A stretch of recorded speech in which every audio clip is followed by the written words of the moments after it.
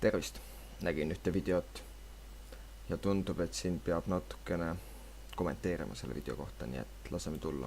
Tere kõigile, mina olen Maria. Tere, minu nimi on Sydney. Ja me ei ole Kes üldse Sydney on? Jootšikid! Ja tänaseks videoks me teeme siis Not My Arms Challenge ehk mitte minu käte väljakutse. Ei, muidugi, ma ei teadnud, mis see inglise keeles on ju.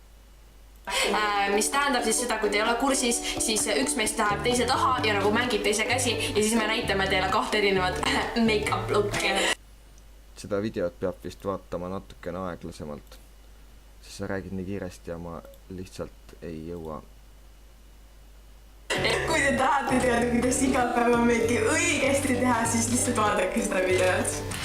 Tere kõigile, mina olen Maria ja täna ma näitan. Ütleme, et niimoodi oli isegi parem. Nüüd ma sain isegi 3 sõnast aru.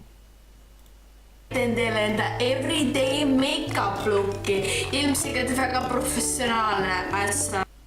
No minu arvates ei ole professionaalne, aga eks kõik jääb vaatajasse. As always. Me alustame ühe NYXi Photolaming Primeriga. Ma näitan teile. Mis asi see oli, seda ma ei tea, aga mitte hästi ei huvita seda. Nii et võiks alustada. Ma ostsin selle mõnda aega tagasi, ma olen seda meil nagu veidi aega. Üldse ei huvita, kas sa oled seda kasutanud või ostsid kuna, aga olgu. Ma lihtsalt ei suuda seda vaadata rohkem.